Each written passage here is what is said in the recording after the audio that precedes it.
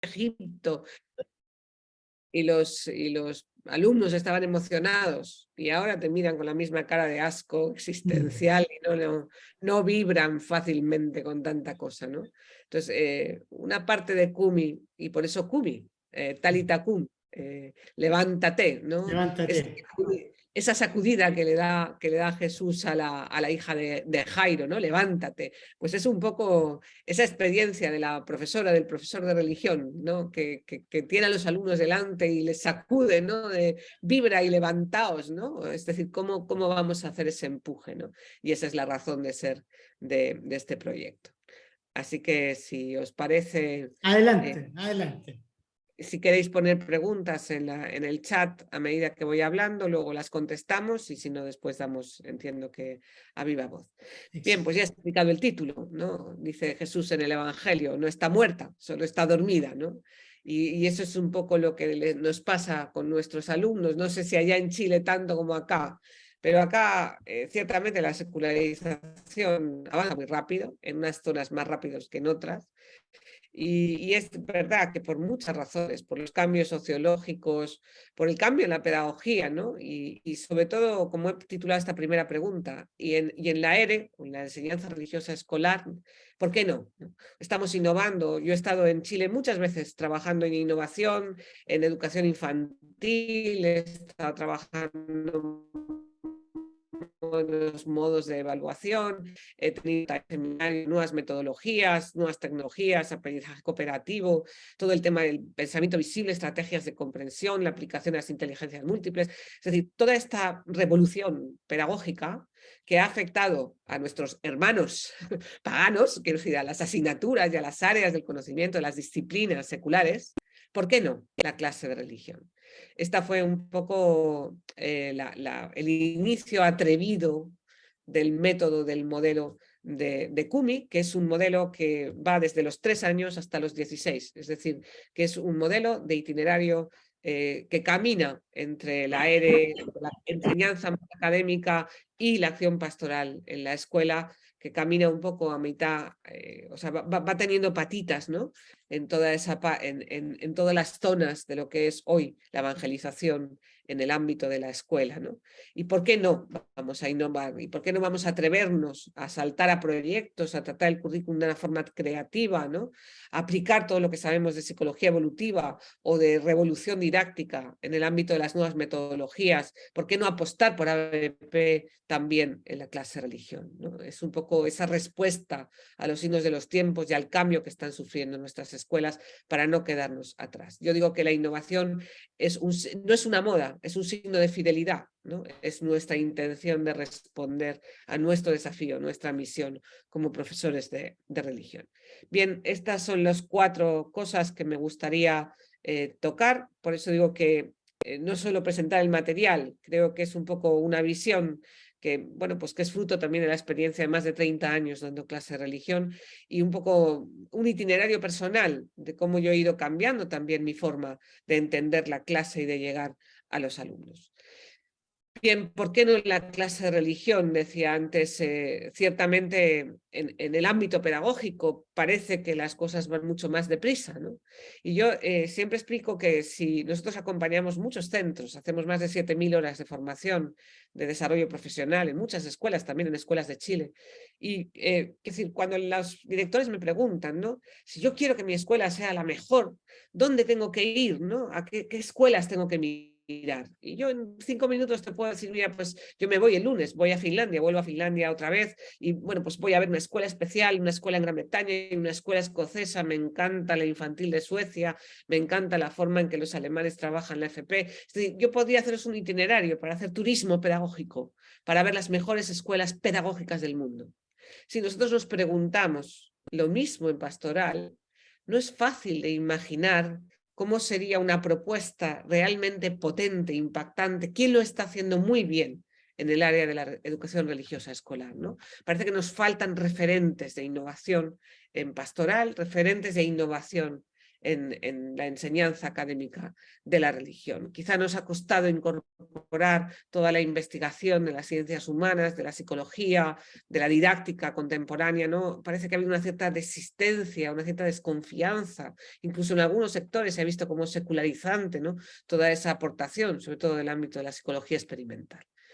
Y luego yo siempre digo que es verdad que en el ámbito pedagógico hay una cierta... La pandemia ha sido una revolución. Quiero decir, la pandemia ha puesto patas arriba, repensar el papel de la tecnología. Los profesores de religión siempre parece que estemos en crisis, ¿no? Yo digo que a veces estamos siempre en crisis. La clase de religión, desde que yo la recuerdo, está necesitada de una reforma, ¿no? Y yo creo que nos hemos hecho cómodos con la crisis. Nos hemos acostumbrado a que nuestra clase de religión y nuestra asignatura de religión es un poco así, ¿no? Y la última, pues esa visión, esa ausencia de referentes. Ante esta situación, a mí no me gusta llorar, yo siempre digo que de casa se viene llorado, ya uno llora y ahora ya adelante, porque el futuro es muy excitante y no hay nada mejor en esta vida que ser profe de religión, no hay nada mejor en una escuela que tener el encargo, ¿no? de trabajar esta área. Quizá antes de empezar con las metodologías y con la propuesta didáctica, hay que hacer una reflexión sobre el contenido de la clase de religión, que tradicionalmente ha descansado en el credo. Los currículums, yo he trabajado mucho, hemos publicado un estudio bastante importante con el BID, hemos hecho un análisis en 23 países del mundo durante 2 años de cómo han evolucionado los currículums. Entonces, conozco bastante y he contrastado bastante. Los currículums de religión católica en los países de asignaturas confesionales descansan en el credo. El esquema de los contenidos clásico es el credo. Y no vamos a salirnos del credo, pero hay muchas aproximaciones teológicas a cómo tratamos con fidelidad el mensaje que queremos traducir a nuestros alumnos y alumnas de hoy. Y esto supone que hay distintas maneras de aproximarse a los contenidos de la clase de religión. Tradicionalmente hay una aproximación fenomenológica, es decir, hemos descrito, yo no sé si allá en Chile ustedes han tenido esta polémica, acá en España durante muchos años tuvimos una polémica bastante grande entre la clase de religión y la catequesis.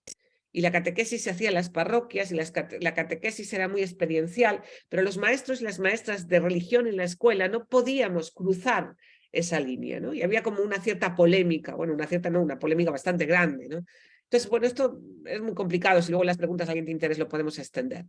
Pero, quiero decir, hemos aproximado a los contenidos religiosos como una aproximación fenomenológica, ¿no? ¿Qué hacen los cristianos? ¿Cómo son las iglesias? ¿Cuáles son los colores litúrgicos? ¿Cómo se reza? ¿Cómo se llaman las vírgenes de los distintos templos? ¿Qué hacen? Es decir, hay una aproximación fenomenológica, descriptiva de los contenidos de la fe.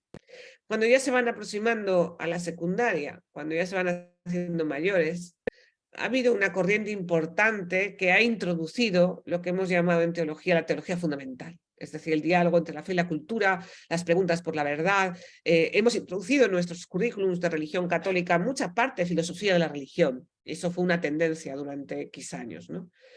Hoy en día esto ha cambiado. Y de la misma manera que hemos cambiado, por ejemplo, la aproximación a la música. Ustedes recuerden cómo se enseñaba música hace 20 años. Se estudiaba la vida del compositor y luego si acaso se escuchaba un trozo de música o en arte, ¿no? Estudiábamos la vida de Picasso, que por cierto era un bala perdida. Y luego veías los cuadros, ¿no? Y decías, bueno, relacionabas, ¿no? Sus amantes con sus figuras y estas cosas, ¿no? Hoy, en clase de arte, tú le das a un niño un pincel para que con estilo cubista haga un retrato del frutero de plátanos que tiene delante, ¿no? El niño en clase de arte pinta, el niño en clase de música compone y toca un instrumento. Es decir, la experiencia se ha convertido en el eje del aprendizaje.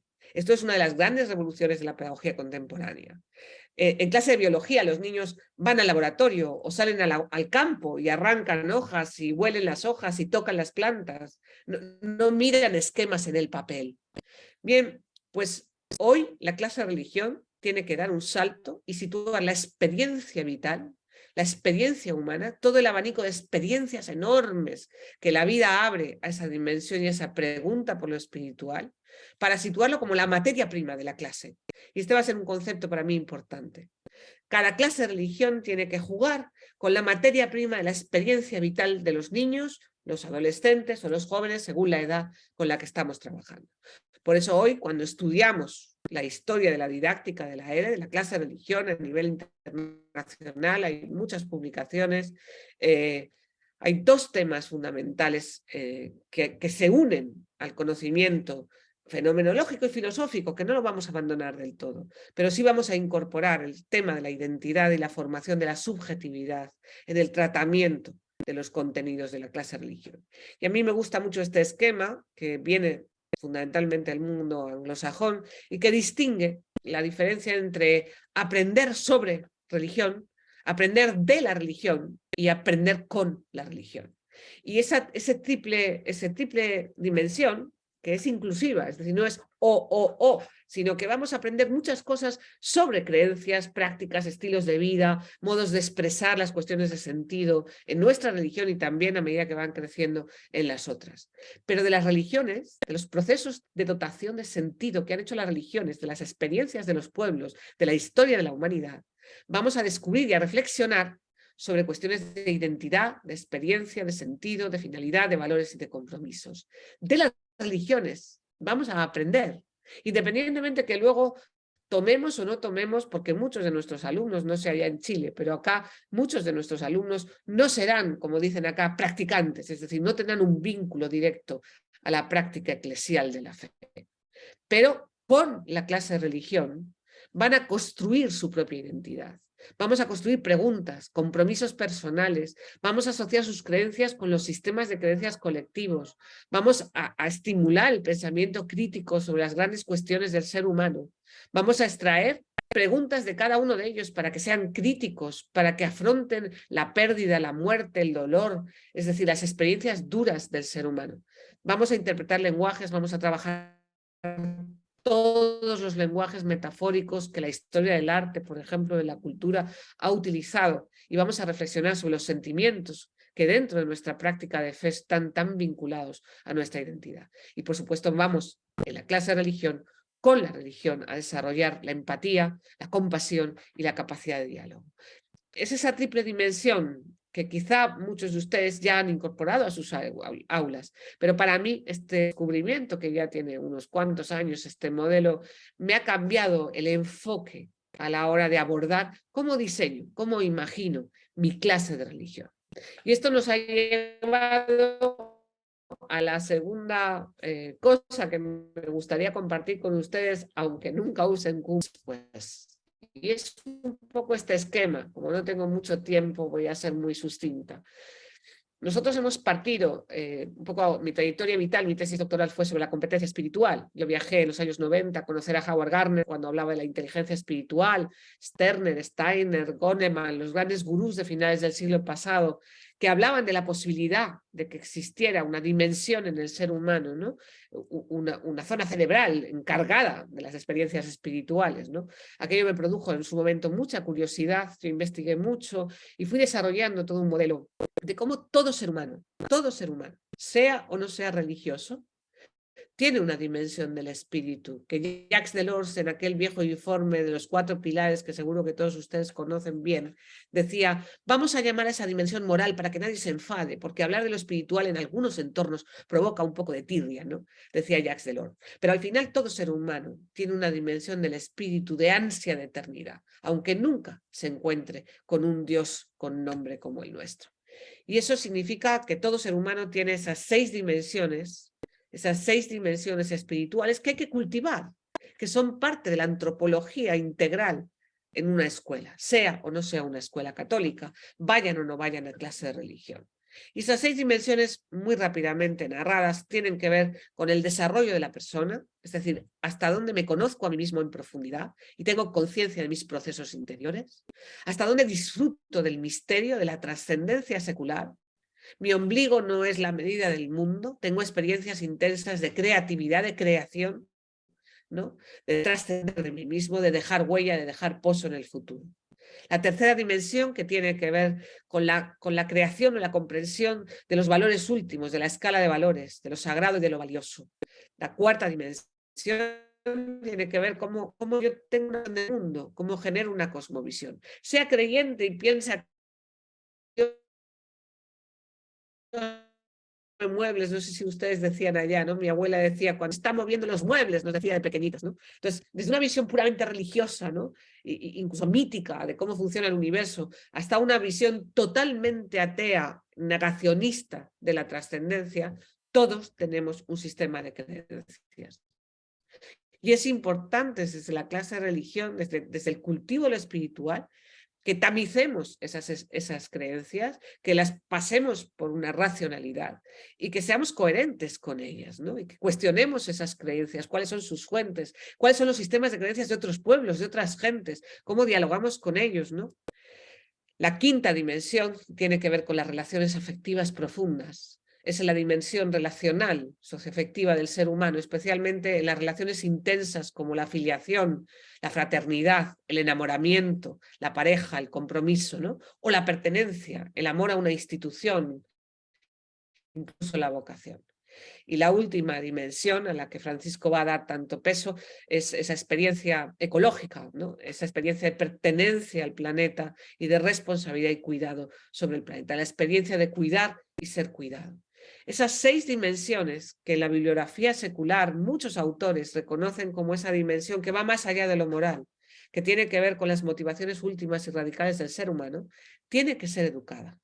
Por eso Kumi tiene una parte muy importante de cultivo y de despertar las preguntas, la búsqueda de lo espiritual, ¿no? Como decía San Agustín, ¿no? Me hiciste para ti, y mi corazón no descansará hasta que descanses en ti. Es esa insatisfacción del ser humano. Kumi, es decir, la clase de religión, tiene que remover las entrañas en cada una de las edades de los niños.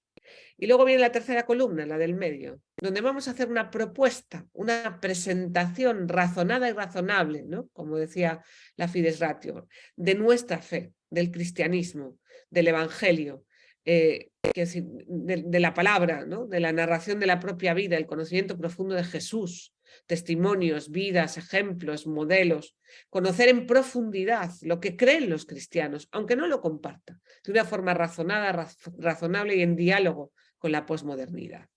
Conocer también y experimentar el amor cristiano. ¿Qué tiene de diferente el amor que predica el Evangelio? ¿Por qué el amor al enemigo es algo un poco nuestro, ¿no? Que no comparten otras religiones? ¿Por qué la misericordia es más fuerte que la justicia? ¿Qué es lo que nos hace a nosotros distintos, ¿no? En nuestra forma de amar a los demás? Y por supuesto la mirada ecológica de la que Francisco habla, ¿no? Y la Laudato Si, ¿no? Es cómo vamos a sentirnos responsables no solamente de nuestro mundo, sino del mundo de las generaciones futuras. Esa columna del medio es la columna de la clase de religión. Para mí es lo fundamental que hace una clase de religión católica, pero que se apoya, es decir, que se apoya en remover el resto, ¿no? Yo siempre digo, si yo voy a trabajar, por ejemplo, en el segundo indicador, ¿no? Voy con los niños a enseñarles a guardar silencio contemplativo. Y veréis en Kumi que hay muchas actividades y muchas experiencias para aprender a contemplar, ¿no? Yo trabajé con los museos norteamericanos de Estados Unidos con las técnicas de contemplación de a los niños en contemplar, en hacer silencio contemplativo, en dialogar con una imagen religiosa o dialogar con una estatua, vamos a observar un pórtico de una catedral, vamos a dialogar, vamos a escuchar y a contemplar el Aleluya de Händel, vamos a tener experiencias de contemplación en silencio. Evidentemente ese silencio contemplativo me va a permitir después hacer un primer anuncio, un anuncio explícito mucho más profundo. Y la cuarta columna es la columna que pertenece a la pastoral. Yo he trabajado muchos años en escuelas públicas, luego me he tenido que quedar en la tercera columna, porque al final la clase de religión en la escuela pública no nos permite acá en España el pasar a una invitación explícita, a una vivencia de fe.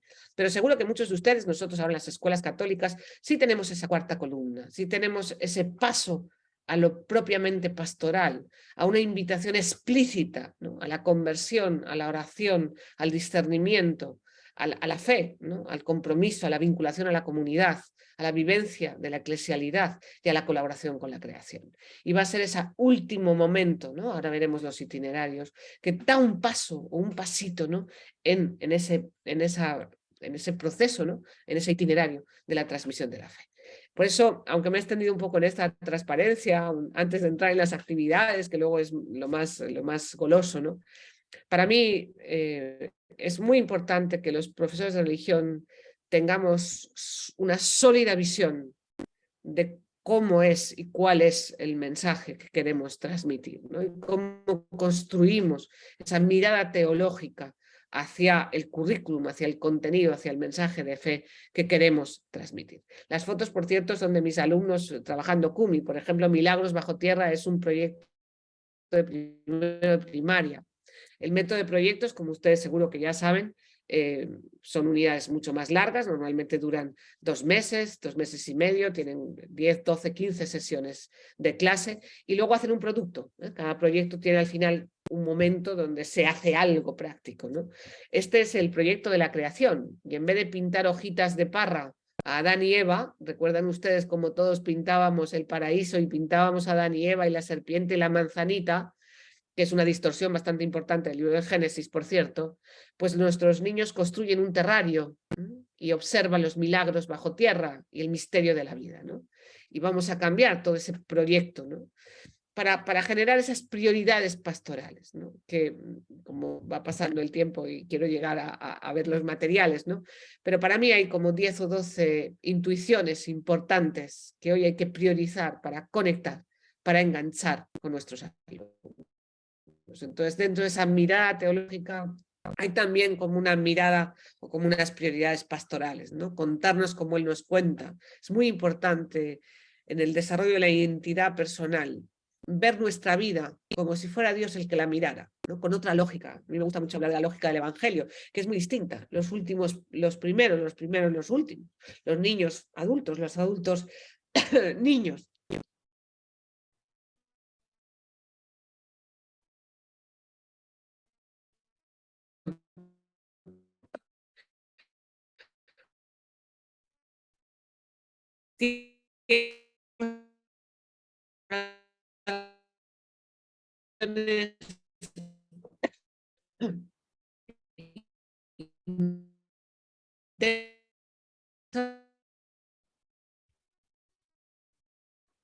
Ya vamos a tener de vuelta Es que estoy un bien. A ver momento, si me sí, pasa. porque quedó pegado la señal. Quedó pegada la señal, así que le voy a pedir que quedamos en el número 1. Sí. Quedamos en el número 1 atrás. Quedamos en el número 1 atrás porque quedó pegada la señal. Entonces, si podemos volver y... Vale, ¿estamos ahí ahora? ¿Estamos en el 1? No. Ahora estamos volviendo al 1. Vale. Sí, ahí sí, ahí sí. Bien. No voy a leerlos todos porque vamos, va pasando. A ver si...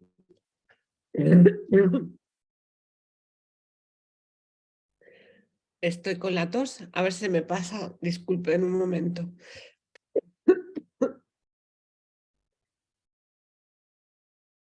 Bueno, estamos con la profesora Carmen Pellicer, que nos está compartiendo, para que te recuperes, Carmen, estamos compartiendo el proyecto CUMI, que es una enseñanza a través de proyectos, ¿cierto? Ella nos estaba relatando recién que eran proyectos extensos que podían durar 14, 13, 15 clases, y al final, después de un proceso de trabajo con los niños, terminábamos con un producto al final, ¿cierto? Ese es la trayectoria que tiene este proyecto CUMI y que se viene trabajando desde hace muchísimos años y que Edelvives en este caso lo promueve para la clase de religión, ¿cierto? Ahí es donde estábamos. ¿Podemos volver entonces a la diapositiva anterior? Está en silencio, Carmen. Te puse en silencio justamente para que pudiera recuperarte. Bien, espero que ya estamos ahí. Vamos a ver. Bien, decía que no me voy a entretener en todas las claves, como las habéis visto en la pantalla, ¿no? Son claves de experiencias que yo creo que son fundamentales hoy para despertar ese hambre espiritual, ¿no? expresar la alegría, crear lazos, salir al encuentro de los otros, ¿no? El tema de todo lo moral como fruto y no como premisa de la fe. Y luego, muy importante, provocar relatos directos en primera experiencia de Jesús, ¿no? De pastoral explícita. El tema de la hospitalidad, de la biodiversidad eclesial, de ver cómo se vive la fe desde muchas y distintas perspectivas, ¿no? Bien, un poco la idea es, yo necesito tomar como punto de partida experiencias intensas, ¿no? Que hagan que los niños tengan y se cuestionen pues todas estas dimensiones que yo explicaba en las primeras dos columnas, ¿no? Si veis un poco este esquema, no sé si se lee bien, provocar experiencias intensas. ¿Para qué? Para narrarlas. Es muy importante tiempo en la clase de religión para la narración. Vamos a tener mucha actividad oral. ¿Por qué? Pues porque al final la narración, yo esto lo explico siempre a los profes de religión, ¿no? Y cuento a veces una anécdota. Cuando mis hijos eran pequeños, me robaron la cartera del bolso. Es una anécdota, yo tengo 4 hijos, ¿no? Salí con ellos de compras, víspera de Navidad, y me robaron la cartera. Claro, me enfadé, bueno, no, se puse la denuncia, le grité al policía, porque es que desde luego la seguridad. Cuando llegué a mi casa, mi marido, que me conoce muy bien, ¿no? Me dijo, ¿pero dónde llevabas la cartera? Pues en el bolso. ¿Dónde voy a llevar la cartera? Pero ¿llevabas el bolso cerrado? Pues no, lo había abierto un momento para pagar una camisa mientras yo le probaba unos zapatos a su hermana. Pero dejaste el bolso, lo tenías en el cogido, ¿no? Estaba probando los zapatos, dejé el bolso en el suelo, pero lo tenías a tu lado. Pues no, porque había ido a cambiarlos que no habían de su número y dejé el bolso un momento. Claro, de cómo yo le conté al policía el robo, a cómo se lo conté a mi marido, que me conoce muy bien, 2 robos distintos. Heidegger ya decía que la narración construye la realidad. Y al final la narración es la que nos permite interpretar la experiencia. Y la forma en la que nos contamos la vida condiciona cómo entendemos nuestra vida. Y hay un tema fundamental en la transmisión de la fe, que es la oportunidad de narrar nuestra vida con la mirada de Dios. Y va a ser fundamental que haya muchos espacios para narrar la complejidad de las experiencias vitales, para despertar las preguntas, para estimular deseos, he puesto aquí en el esquema, generar interlocutores distintos, porque nos narramos distintos según el interlocutor. Yo le conté el robo al policía muy distinto a mi marido. Y seguro que tus alumnos y tus alumnas te cuentan la vida muy distinto a ti, que sus amigos, que a sus papás, que a su que quién sabe a quién. Y es importante dar locuciones para relatos a la luz de la palabra de Dios. Y eso, pues al final lo hemos hecho en la historia de la Iglesia mediante la lección divina de una forma muy tradicional, pero hemos hecho una traducción pedagógica a todo lo que nos ha enseñado la pedagogía experiencial, ¿no? Y cómo es fundamental que se produzca una transformación.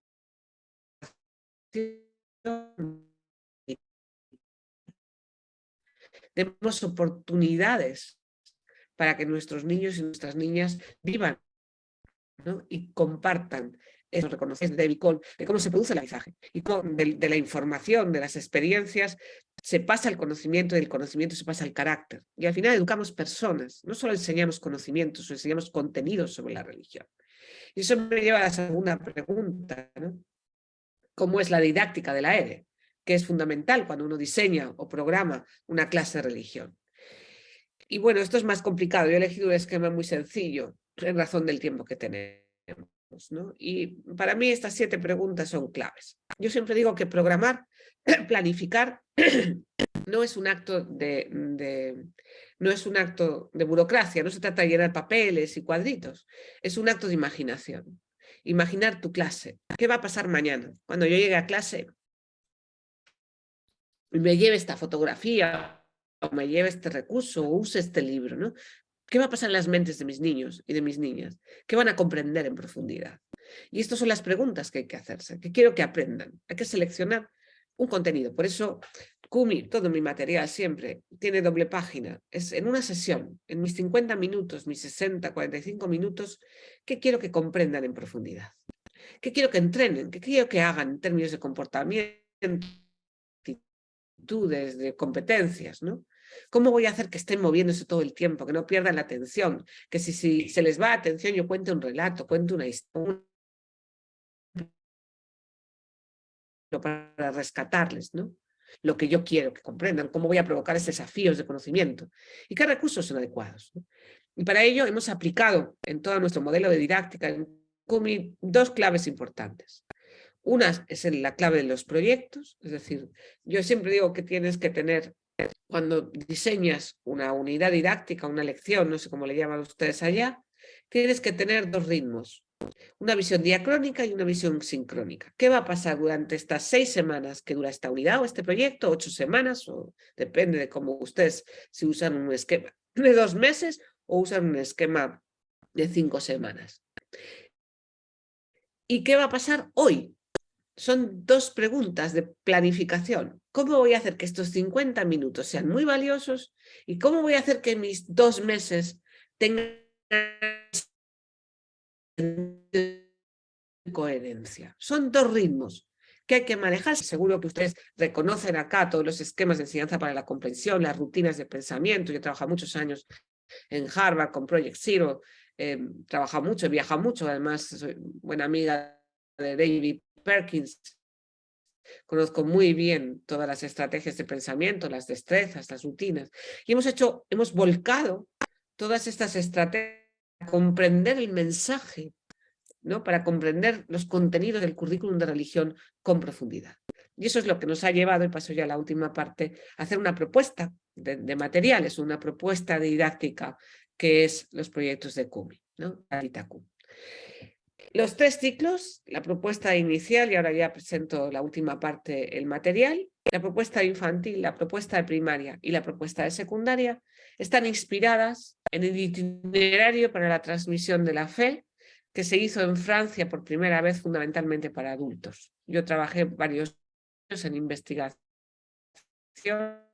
en la trabajé 10 años en el arzobispado de importante, casi 2 años, para investigar sobre qué se estaba haciendo en los procesos tanto de catequesis como de transmisión de la fe, ¿no? Entonces, el itinerario tradicional que la Iglesia ha hecho y que parte de la experiencia humana intensa, personal, que despierta la pregunta por la fe, que conecta y lee la vida a partir de la palabra, y a partir de ahí descubre en profundidad la fe que le lleva a una transformación de vida. Y ese itinerario simple y básico que culmina, como dice el Directorio General de la Catequesis, en una experiencia en intimidad con Jesús resucitado, es el itinerario que hemos reproducido en los 3 niveles de Kumi. En infantil, en inicial, que son proyectos, cosas de niños. Ahí hemos recreado, a mí me gusta mucho escribir cuentos, yo escribo muchos cuentos y he escrito cuentos simulando las infancias de los personajes del Evangelio. Entonces, pues, por ejemplo, los hijos del trueno, el del trueno, que es uno de los proyectos de infantil, empieza con una historia de los hijos de Zebedeo, Santiago y Juan en la barca peleando porque los dos quieren el timón y uno tiene envidia del otro porque el padre le ha dejado el timón y entonces uno lo empuja, ¿no? Y es un poco el relato que luego se va a producir años después cuando los dos van a discutir sobre quién es el primero delante de Jesús, ¿no? Pues al final he cogido el perfil psicológico de los personajes evangélicos adultos y he reproducido muchas historias de infancia, ¿no? Juan Bautista se escapa al desierto porque le gusta escaparse, cazar lagartijas, ¿no? Y una noche se queda en una experiencia de oración. Y así vamos a ir descubriendo cosas de niños. Y en cada uno de los cuentos iniciales vamos a sentimiento de los que luego vamos a trabajar en la Biblia, ¿no? La despedida, la pérdida, la valentía. En cada uno de los cuentos vamos a seleccionar uno de los dones o una de las virtudes o uno de los sentimientos, depende de los relatos, ¿no? La máquina del tiempo les va a transportar a sus propias vidas, les va a hacer conectar a los niños cuando se sienten, como se sintieron Santiago y Juan peleando en la barca, ¿no? ¿Qué pasa cuando te quitan un juguete? ¿Con qué te has peleado? ¿De quién tienes envidia? ¿No? Vamos a conectar, vamos a viajar en el tiempo, ¿no? Y a conectar con la experiencia vital de los pequeñitos de 3, 4, 5 años, ¿no? Es bellísimo verlos, de verdad. A mí también me pasa, ¿no? Es un poco la síntesis. Y luego conocieron a Jesús, es el relato de presentación. Vamos a coger un relato, vamos a coger una parábola, un milagro, un relato normalmente narrativo del Evangelio, y vamos a conocer también a Jesús. Pioneros va a presentar las vidas, escenas de las vidas de santos, y también he escrito relatos donde cuentos están todos en vídeo, se pueden escuchar, ¿no? Y se pueden narrar y se pueden leer. He cogido escenas, ¿no? Pues por ejemplo, Teresa de Jesús, una de mis santas favoritas, mi santa favorita posiblemente, ¿no? No toda la vida, sino la escena donde se escapa de casa con su hermano, porque se quiere ir a las cruzadas, ¿no? Ella era muy aventurera, ¿no? Y se esconde y lee debajo de la cortina, y su madre se entristece, ¿no? Y desobedece, ¿no? Y entonces los encuentra, en fin, es toda la narración. Entonces vamos a trabajar puntos de vista. Vamos a hacer analizar las historias y los relatos como si fueras la mamá, que tenía mucha pena, porque Teresa estaba muy contenta. ¿Cómo te sentirías si fueras Teresa? O Rodrigo, que era su hermano un poco cobarde, que tenía muchísimo miedo. Su hermana era una mandona y se fue, ¿no? Y cómo se sintió el tío que los encontró aliviado, menos mal, y los obligó, etcétera, etcétera, ¿no? Es decir, vamos a analizar la misma historia, el mismo relato, vamos a la empatía, la compasión con los niños en los relatos de los santos, ¿no? De los pequeños buscan las horas de misericordia. Este es otro tema que se ha dejado, no sé allá, pero acá se ha olvidado un poco, ¿no? Entonces se ponen unas gafas donde identifican buenas cosas, ¿no? Porque estamos tan acostumbrados a las malas noticias que yo creo que hay que educar la mirada de los niños para encontrar la botella medio llena en vez de medio vacía. No sé si ustedes dicen eso allá, ¿no? Entonces, ¿cómo veo la vida? ¿Cómo cazo tesoros? ¿Cómo veo signos del reino a mi alrededor? Insisto que son niños muy pequeños, es muy bello, muy hermoso. Cómo llevan eso después en el número 9 a la oración, ¿no? Y expresan la fe y dan gracias por los macarrones que cocinó mi mamá, o porque mi papá me trajo una, ¿no? Entonces, ¿cómo van a encontrar los tesoros del amor de Dios, ¿no? Y creo que es muy bellísimo. Y luego, por supuesto, la sección de evaluación. Primaria tiene un itinerario muy similar. Los nombres de las secciones no son exactos, son un poquito distintos. Ponte en marcha. Y en primaria sí que ya la primera sección, ponte en marcha, vamos a ver los objetivos, luego si quieren vemos algunos ejemplos. Compañeros de camino van a construir su comunidad. Entonces, cada proyecto tienen que construir comunión, lazos de comunión con 3 o 4 compañeros. Y van a caminar juntos, y van a aprender a generar lazos entre aprender juntos. Son proyectos muy colaborativos. Y parten igual, que experiencias nos interpelan. Como los niños partían de cuentos, aquí vamos a ver ejemplos, testimonios, relatos, leídos de la palabra. Por eso la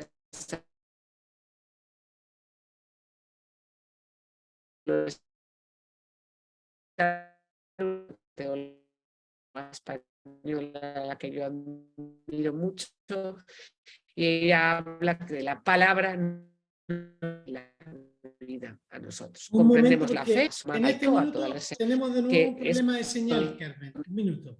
Un minuto. Tenemos un problema de señal nuevamente.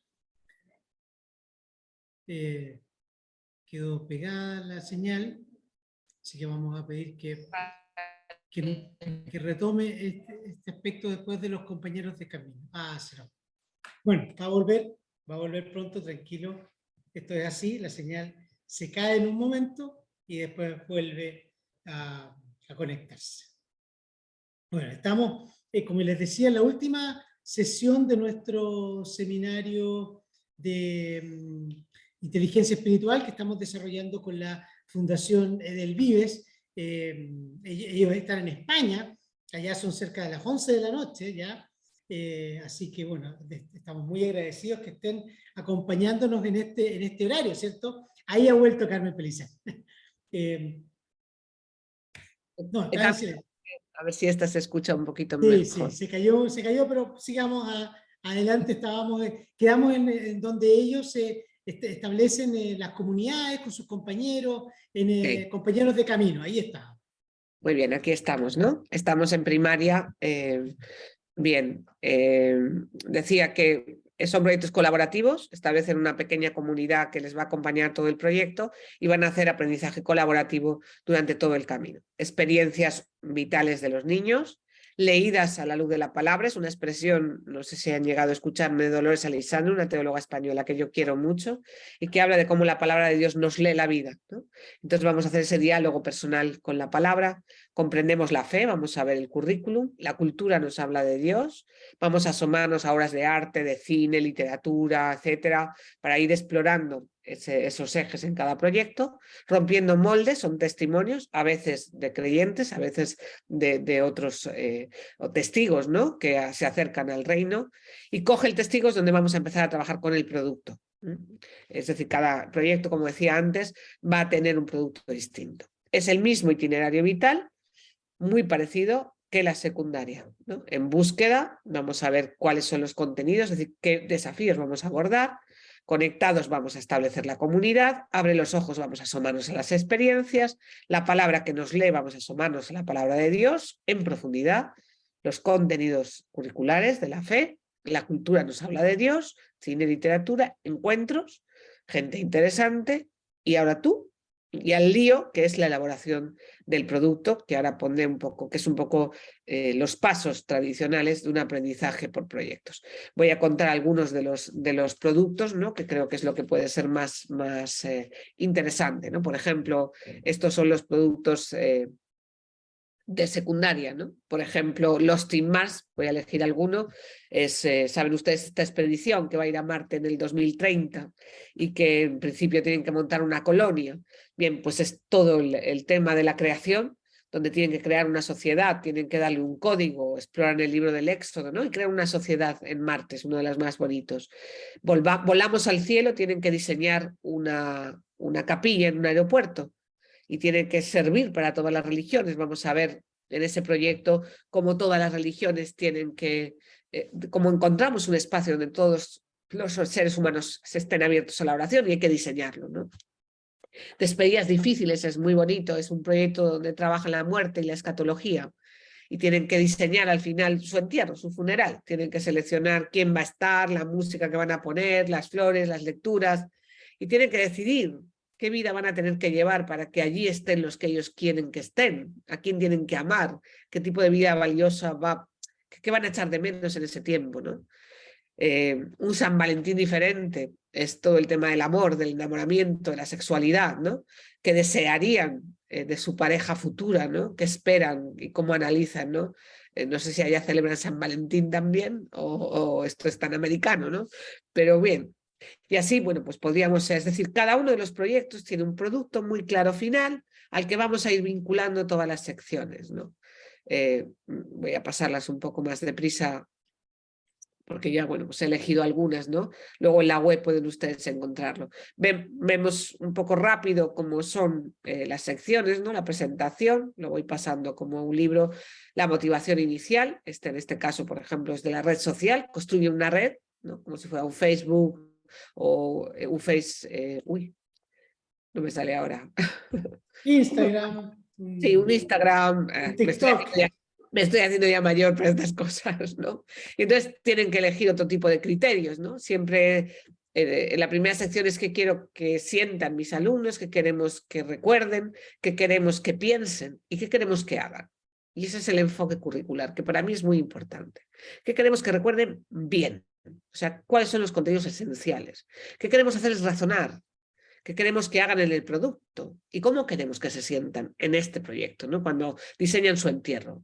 Cómo queremos que experimenten la despedida, la pérdida, que reflexionen sobre aquellas personas que se han ido, que se planteen las preguntas sobre el más allá, sobre la muerte, sobre la vida eterna, sobre el cielo, ¿no? Conectados, pues ven ustedes el estilo de estética, ¿no? El equipo, los roles del equipo están vinculados cada vez a una tarea distinta, ¿no? Y van a ir haciendo un análisis de cómo son tus compañeros, en qué creéis que pueden necesitar ayuda, ¿no? Y como veis, ¿no? Piensa, ¿cómo te imaginas esa escena? Describe la noche fría, ¿no? La noche de Jesús, cuando Jesús está echando las redes, ¿no? Y así. Abre los ojos, ¿no? Es una mirada hacia la realidad. ¿Qué influencers conoces? Jesús como influencers, ¿qué son? ¿Cómo dan? ¿No? ¿Qué tipo de investigaciones podéis hacer? La palabra que nos lee. Aquí vamos a explorar en profundidad algunos textos bíblicos, ¿no? Y para mí es una sección muy importante. Tienen que disfrutar mucho de la palabra, ¿no? Tienen que manejarla, tienen que entenderla, tienen que traducirla a un lenguaje comprensible. Es una sección larga, normalmente tienen bastantes textos, 6, 8 textos, son 4 o 6 páginas en secundaria, un poco más breve en primaria, veis aquí, siempre Antiguo Testamento, Nuevo Testamento, siempre con los paralelismos, ¿no? Tienen que verse, tienen que trabajar en equipo, hacer reflexión personal, observar, como veis ahí, en la coincidencia con el trabajo de los otros equipos. En fin, he ido seleccionando los talentos, tienen que hacer una reflexión sobre su vida personal. Tiene mucha profundidad de interiorización también, ¿no? Y luego ya profundizamos, tiene que ver con los contenidos de la fe, de los currículums y las adaptaciones que hacemos cuando salen de aquí. Normalmente están contenidos todos, los guías de los profesores tienen muchísimas sugerencias de actividades, ¿no? De ampliación. La cultura nos habla de Dios, cuadros, imágenes, literatura, cine, encuentros con personas, encuentros con comunidades, encuentros con Jesús en profundidad, ¿no? Se vuelve a analizar. ¿Y tú qué? Es una invitación a la reflexión personal. Toda esta reflexión que has hecho, en qué te llama, qué te dice, qué ves tú hoy, dónde ves ejemplos, qué sientes tú, qué necesidades tienes tú, cómo profundizas, ¿no? Y al lío, vamos a construir la red social. Y esto ya es para el equipo colaborativo y en esta sección pues ya se les va dando los pasos, pues la construyes, la difundes, haces el marketing, creas un póster, etcétera, etcétera, ¿no? Y luego ya la autoevaluación, que para mí es muy importante también porque son ellos los que tienen que evaluarse al final, ¿no? Te habías propuesto todo esto, ¿qué has conseguido? ¿Cuánto lo has conseguido? ¿Cómo has visto a tus compañeros? Evalúa a tus compañeros en su trabajo, elegisteis unos criterios, los has hecho, no los has hecho, y adjudica, ¿no? Esos criterios que, pues, que en cada proyecto tienen un poco un tono diferente, ¿no? Muy festivo, etcétera. Misión cumplida, como veis, pues he puesto aquí algunos ejemplos. En el material del profesor hay muchísimos recursos para evaluar, para programar, como veis aquí, los criterios, estándares de aprendizaje, muchas herramientas de evaluación y sobre todo muchas sugerencias de actividades. Impacto final es un ejemplo en primaria con el mismo itinerario. Estos son algunos, por ejemplo, Impacto final es un proyecto donde la situación de partida es que un meteorito va a caer en la Tierra, queda un mes y tienen que diseñar el último mes de la Tierra. ¿Qué harían el último mes? Yo tengo hago mucho hincapié en la importancia de no desescatologizar el mensaje del Evangelio, de no reducirlo a una enseñanza de valores morales, sino de darle el sentido de vida eterna, ¿no? Es decir, esa llamada radical a vivir el cielo en la tierra. Y creo que eso es importante y se está perdiendo mucho en muchos de los materiales que yo veo a mi alrededor, ¿no?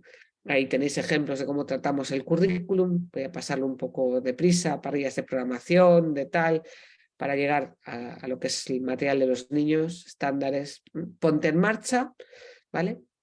Lo mismo, que es lo que vamos a hacer, que queremos que comprendamos, y nuestro desafío en este caso, durante este proyecto, vamos a vivir como si el mundo fuera a acabarse y supiéramos exactamente cuánto. Y si el cometa de la película, porque vamos a empezar con un pequeño vídeo, impactara en nuestro centro justo al terminar el proyecto, ¿no? ¿Qué hubiéramos tenido que hacer? Y hay muchas películas sobre el fin del mundo, crean sus equipos, crean una buena obra de teatro, experiencias que nos interpelan, el tema de la cercanía de la muerte, de la enfermedad, de la despedida, del Alzheimer, de la pérdida, ¿no? La palabra que nos lee, lo mismo, ¿vale? Vamos a explorar textos bíblicos, vamos a analizar distintos relatos, comprendemos la fe, vamos a ver, y después ya pues todo lo que vamos a ir aplicando, muchas de las estrategias de pensamiento. Aquí tenemos, por ejemplo, ejemplos de las puertas de entrada, con la observación de una obra de arte, y luego rompiendo moldes, vamos a asomarnos a distintos personajes, coge el testigo, noticias para pensar, planifica la semana y después prepara un vídeo, que es el producto final en este proyecto. Bien, esto es un poco el modelo con muchas herramientas de evaluación. Aquí tenéis algunas, el podium, cómo evaluamos a los compañeros, el Oscar el más trabajador, el Oscar el más creativo, el mejor actor, ¿no? Vamos a trabajar un poco ahí. Y bien, esto es así muy rápidamente y muy esquemáticamente y un poco accidentadamente también una pequeña síntesis de lo que es CUMI. Abrimos un poco el diálogo, si queréis preguntar o compartir o que comparta algún otro ejemplo, pues encantada. Hay una pregunta directa en este minuto de una profesora que dice ¿qué libros son CUMI, un proyecto CUMI de las fundaciones del Vives? Y ella pregunta cómo se pueden conseguir a través de la página web, ¿no? Sí, entiendo que en Chile del Vives no sé si tiene un distribuidor, la verdad es que no sé si está conectado Yo sé que Juan. está del Vives en México, Argentina y Uruguay, me parece. Y en Chile también, porque yo he ido alguna vez con ellos. Mm. Entonces por aquí están contestando, yo creo Ahí está ya. contestando algo, debe ser Juan José, Comercial a y lo mejor. logística en Chile está contestando del Vives Claro, Internacional. No sé si puedes claro. poner un correo, no sé si es Juan el que está Puede ser Juan o puede ser Pedro también. muy bien, está Ahí, poniendo está, un ahí link. va a agregar el correo. Muy bien, Sí. gracias. Yo voy a poner de Gracias. todas maneras mi correo personal también por si alguien tiene alguna duda o quiere contactar conmigo Hay directamente. algunos temas que yo me gustaría que profundizáramos, Carmen. Por ejemplo, esto que la clase se queda en la transmisión de los contenidos. Lamentablemente, y eso es transversal, o sea, no es solamente en la clase de religión. Nosotros acá tenemos una dificultad en muchas asignaturas y hay un diagnóstico de hace mucho tiempo, por ejemplo, que los niños se aburren. Yo tengo 3 hijos en etapa escolar y los 2 más grandes, la de 13 y el de 11, se aburren en la escuela. O sea, porque van, escriben en la pizarra, listo, registran en el cuaderno, se acabó. O sea, ¿qué pasa ahí? ¿Cómo podemos, qué pasa? A ver, la pregunta es, ¿qué tenemos que hacer para innovar los profesores? Bueno, ojalá tuviéramos una piedra filosofal Sí. mágica, ¿no? Que nos permitiera. Y una varita mágica, por favor. Yo creo que hoy la investigación nos ha ayudado mucho a aprender maneras en estimular el aprendizaje de los niños, ¿no? Yo creo que todas las metodologías activas, las destrezas, rutinas de pensamiento, todas las estrategias que activan la clase, ¿no? Para que esas clases donde, no sé si ustedes tienen la campana ya, ¿no? Que toca la campana o toca el Sí, timbre el timbre. y los niños te dicen, uy, ¿ya? ¿No? Y se les ha pasado volando, ¿no? Y ese día ya no comes de la satisfacción, que digo yo. Claro. Hoy sabemos provocar esto. Es decir, hoy hay maneras. La didáctica y la investigación nos ha ayudado a incorporar muchas estrategias que permiten que los alumnos se enganchen con el aprendizaje, que es lo que hemos intentado hacer en CUMI, volcar todo lo que la investigación en didáctica y en pedagogía secular, no de religión, nos ha enseñado. Y si somos capaces de hacer que en una clase de biología o de historia los niños vibren, razonen, usen la historia para comprender el presente, es posible hacer lo mismo en una clase de religión. Yo creo que hemos mantenido la clase de religión un poco aislada de todo el cambio metodológico que se está produciendo, ¿no? Creo que hay que hacer ese acercamiento. Bueno, nosotros acá en Chile tuvimos esa dificultad durante muchos años. Teníamos un programa de religión que fue aprobado en el 2005, el año 2005, y hubo una reforma educativa que partió en el 2006. Entonces, rápidamente nuestro programa quedó en el paradigma anterior y recién el año 2020 vinimos a actualizar el programa de religión.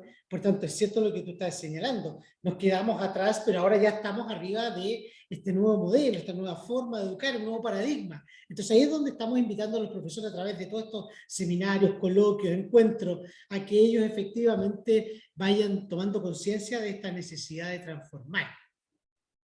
Yo creo que hay 2 claves importantes. Uno es el concepto de competencia, es decir, el contenido hay que utilizarlo, hay que hacerlo vida para que sea competencial. Eso es un enfoque distinto. Y si lo podemos hacer en matemáticas, que no es suficiente saber la regla de 3, sino que yo tengo que poder ir al supermercado y calcular si el dinero que llevo es suficiente para pagar. Y esto es una regla de 3 aplicada. No tiene sentido hacer un montón de cuadernos y un montón de operaciones si luego yo no sé abordar una situación real, ¿no? Esto lo entendemos. Si no hacer un presupuesto para llegar a fin de mes, por ejemplo. O no tiene sentido que estudie horas y horas y horas de inglés y que llegue a Inglaterra y no pueda hablar. O sea, si yo sé muchas reglas gramaticales y me sé la lista de los verbos irregulares de memoria, pero luego no me puedo comunicar con una persona inglesa, tampoco tiene sentido. Pues lo mismo que hemos entendido que hay que revolucionar el conocimiento, pasa lo mismo en religión. No tiene mucho sentido si yo me aprendo de memoria los libros del Antiguo Testamento, pero luego no soy capaz de entender el mensaje que me da el libro de Job sobre el sentido del sufrimiento del inocente, ¿no? Cuando la vida me da un golpe fuerte, no soy capaz de conectar con el mensaje de esperanza, ¿no? Del Dios que acompaña al sufriente. No tiene sentido. Entonces, esto que se entiende en todas las disciplinas, pues es el desafío que tenemos los profesores de religión, de reconvertir todo ese contenido en un contenido competencial. Esa sería mi primera clave. Y la segunda clave es un poco esos 4 pasos que yo he dado muy rápidamente, pero que a mí me resulta tremendamente útil. Y es que para diseñar una buena clase tienen que estar esos 4 elementos. Provocar una experiencia, ¿no? Yo a veces digo, vamos a ver, ¿qué hicisteis el año pasado en religión con la señorita Pilar? Respuesta de los niños de tercero de secundaria. Nada. ¿Cómo que nada? Nada, pues nada, explicaba, veíamos películas. Exacto. Algo haríais. Nos pasa a todos, nos pasa a todos. Bueno, pues un día que nos llevó a un convento de clausura para ver a las monjas que estaban ahí todas encerradas. ¿Qué recuerdan los niños? Un día que pasó algo. No recuerdan lo que les dijiste, recuerdan lo que pasó. Entonces tú tienes que hacer que pasen cosas. Esto es muy importante. ¿Es suficiente que pasen cosas? No. Yo tengo que coger esas cosas y un poco el ejemplo, la anécdota que conté del bolso. Voy a necesitar un tiempo para verbalizar lo que han vivido. Y si me los he llevado a un convento de clausura, que yo me los he llevado varias veces, necesito un tiempo para verbalizar todo lo que han visto, que es un poco una de las cosas que en CUMI vamos a hacer, por eso he dicho, hay mucha actividad de verbalización, para entender y comprender lo profundo de lo que han vivido. Porque eso es lo que va haciendo memoria profunda.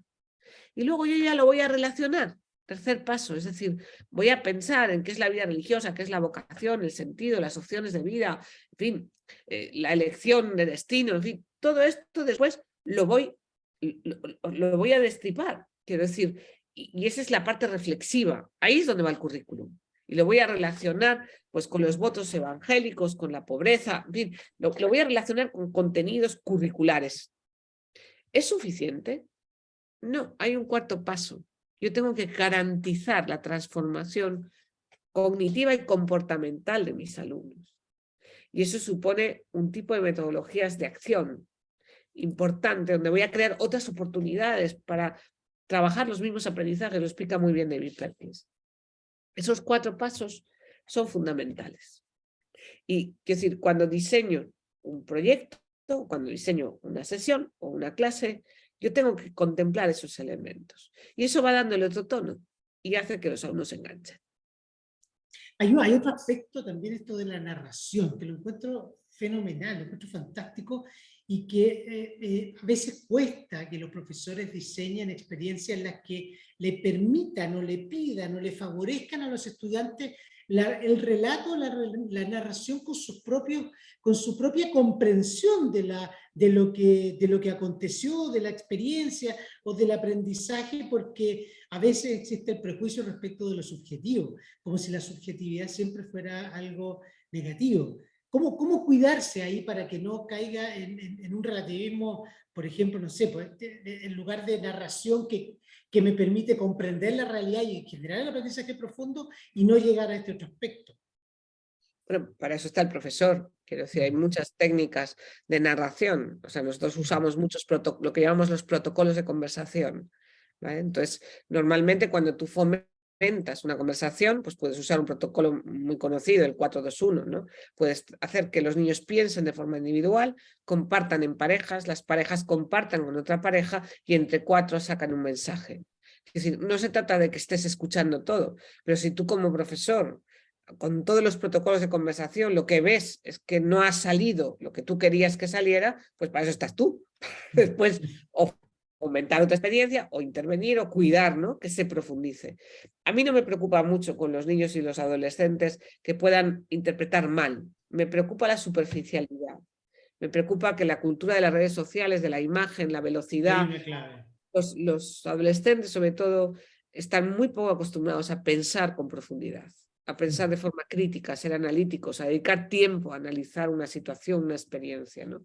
Por eso es importante, por eso para mí uno de los valores más importantes de Kumi es esa verticalidad. Es que mis niños que llevan ya varios años usando Kumi en infantil y han trabajado círculos de puntos de vista con relatos de santos, con escenas pues por ejemplo, me encanta Pablo VI, ¿no? Que robó, ustedes no sé si saben, perdón, Pablo VI no, Juan XXIII. Juan XXIII lo expulsaron de la escuela, de su primera escuela por ladrón. Robó una cesta de fruta de la escuela y lo echaron de la escuela. Su madre lo tuvo que enviar a estudiar con un sacerdote, un tío que tenía, ¿no? Porque fue ladrón, quiero decir, Juan XXIII, ¿no? Claro. Yo escribí el cuento de la infancia, de hecho estuve en Roma explorando los diarios de uno de sus amigos que contaba toda la historia, ¿no?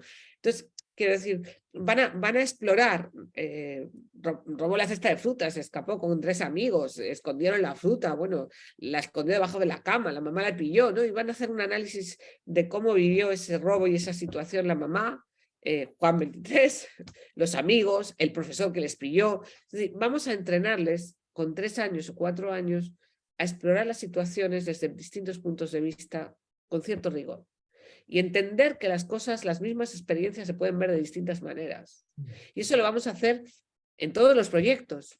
Cuando los niños llevan 4 o 5 años trabajando de esta manera, hemos entrenado su mirada crítica sobre la realidad. Exacto.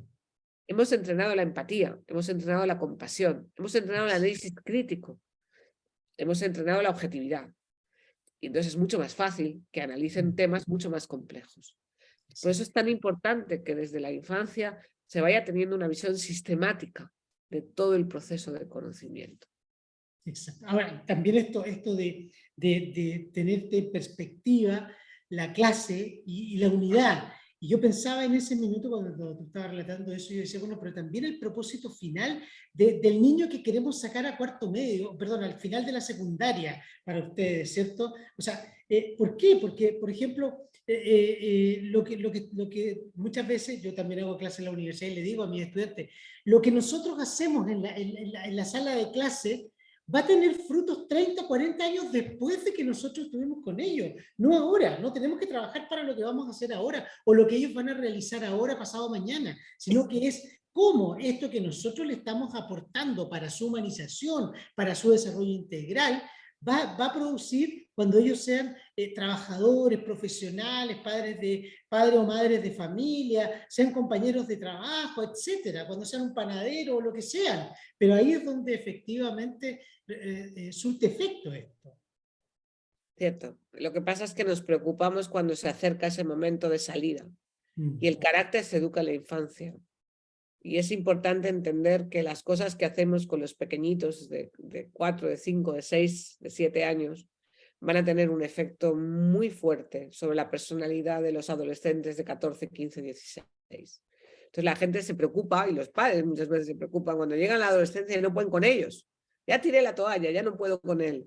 Ya, pero es que usted no hizo lo que tocaba hace 10 años. Ahora es más difícil de rectificar, ¿no? Entonces, por eso para mí es muy importante esa inversión en un proyecto en los primeros años.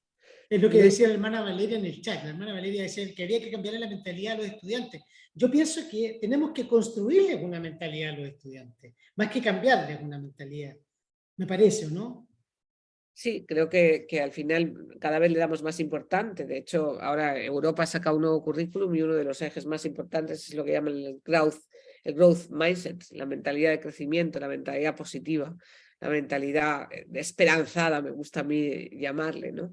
Y creo que es importantísimo, como dice la compañera que ha puesto la aportación, ¿no? Que necesitamos cambiar las mentalidades, necesitamos enseñarles analizar con rigor, de forma crítica, pero también de forma creativa, ¿no? Buscando soluciones, implicándose, comprometiéndose en la transformación. Tienen que ser agentes activos y todo esto no se improvisa. Es un cultivo lento, ¿no? Es como una gotita de agua que vas poniendo todos los días, ¿no? Como la lluvia, ¿no? Que empapa la tierra, como dice el Salmo. Y al final eso es una tarea constante, ¿no? Que hacemos los profesores. Y por eso insisto que la adolescencia siempre... Yo soy profesora de secundaria, aunque doy clase también a veces en primaria, incluso en infantil, ¿no? Y escribo muchos cuentos.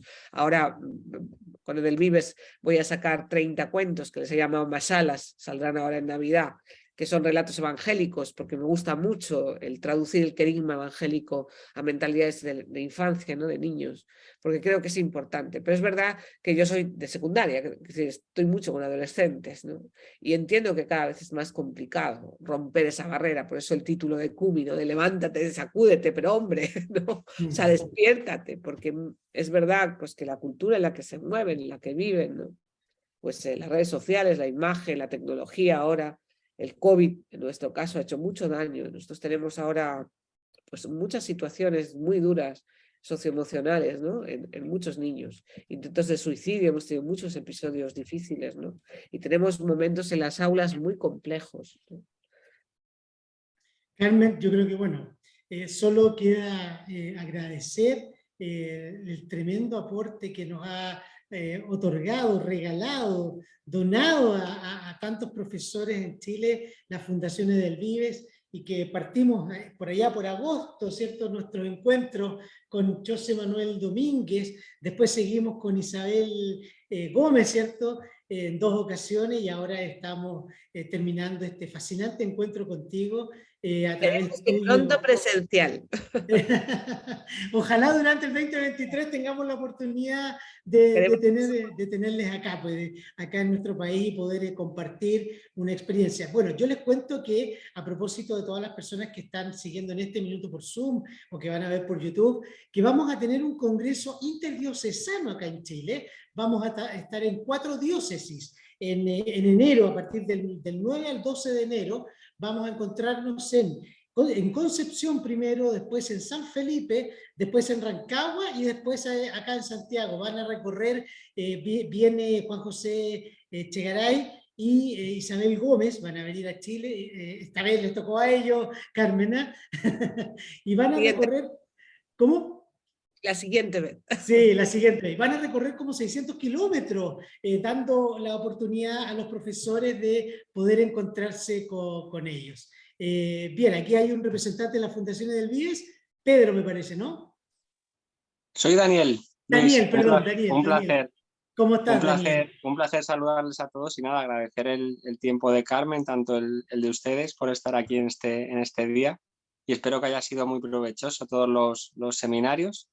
Yo soy Daniel Espósito del Departamento Internacional del Vives, les ponía por el chat cómo podrían adquirir los materiales que habrán visto ya, y nada, cualquier cosa que necesiten estamos aquí para apoyarles en todo momento en este camino. Vamos juntos de la mano. Muchas gracias, nada, Daniel. muchas gracias, no quería interrumpir mucho más. El agradecimiento a la fundación que nos aportó este regalo inmenso para nosotros, ¿ya? Eso es. Muchas gracias, Daniel. Muchas gracias. Carmen, nos encontramos en otro momento entonces. Que estén muy bien. Muchas gracias. Adiós. Chao, chao, chao.